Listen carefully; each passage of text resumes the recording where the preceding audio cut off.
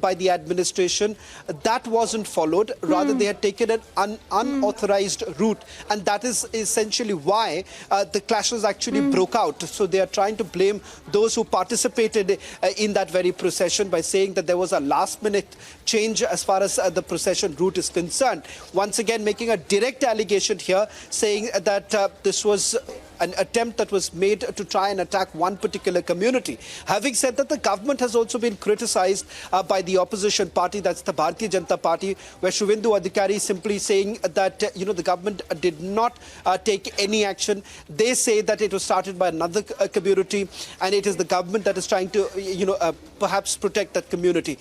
There have been attempts that have been made to try and make this entire incident communal in nature. The police once again making multiple appeals that one, they should not follow any rumors, because remember there are a lot of messages that were basically doing the rounds, and it has got a direct impact on the ground, especially given the fact that whether at all certain religious places were being attacked or torched.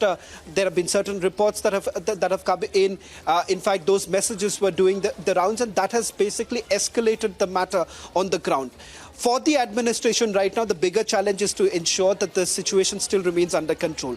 If you go by the communications that have come in earlier in the day, the police at that point in time, essentially indicated that things are completely under control. But soon after, what we have seen, at least our reporters who have been on the ground sending us those reports into our newsrooms, indicating that there have been fresh clashes that have taken place. In fact, reports of stone pelting also actually took place. But having said that, there's been no official word on the stone pelting matter. We haven't really heard from the government at this point in time. Perhaps we're waiting for some more reactions to actually come in. In fact, the Bharatiya Janata Party, they have reacted. Perhaps we could also play out some of those reactions that are coming in from the political leaders. But it is inevitable. We've seen it in the past. Once again, this story once again replaying in West Bengal, where both the parties are basically engaging in direct allegations. Trinamool Congress hitting out at the Bharatiya Janata Party, saying that those who are involved in these clashes, there are people who are not from the state, there are people who are from outside. In fact, they also say that these goons were actually hired by the Bharatiya Janata Party, they were brought in. But this has been well countered by the Bharatiya Janata Party, where they say that why does, if at all, that the government believes that the people who have come in from outside, then why don't they furnish it in public? Why don't they declare it that these are people who have come in from outside, and who are they and what is their allegiance? And that's a direct dare that has been made by the Bharatiya Janata Party too. Absolutely, Shravan, and like you mentioned, that's the very point that the TMC is raising, that the route was changed, questioning as to why that was, blaming right-wing groups for the violence, and Mamata Banerjee also making a statement saying that 31 arrests have been made so far. Let's listen in to TMC's side of the story. Yesterday's incident was pre-planned, whatever we have come to know.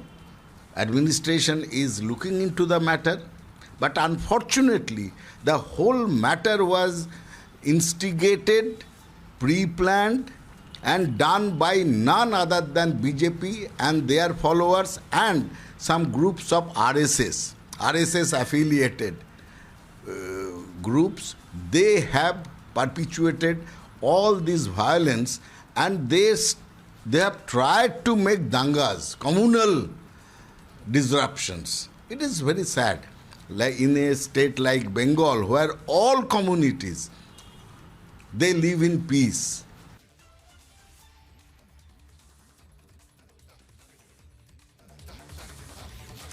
All right, so that's a reaction coming in from the TMC as a fresh incident of stone pelting that was also reported after the clashes between two groups during the Ram Navami procession.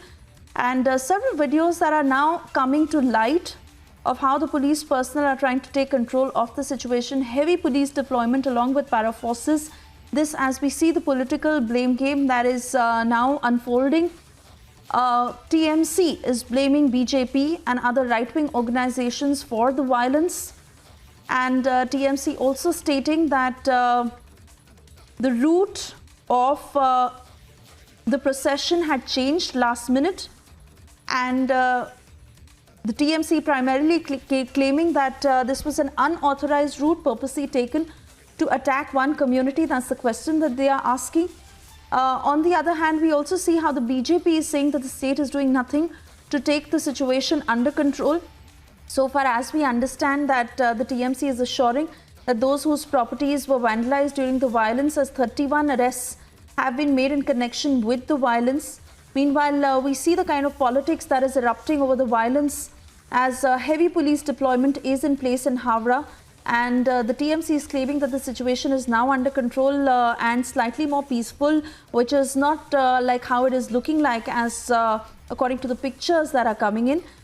We know several vehicles, in fact, some belonging to the police that were torched during the violence, some shops and auto rickshaws that were also ransacked, and tension continuing in Howrah as you see how security has been beefed up. But the TMC claiming that all is under control and they're watching every development as the security personnel are very much on the spot. But another incident of stone pelting that is now concerning as these incidents are continuing. Our colleague from Republic Bangla, Bhaskar, who also spoke to the organizers and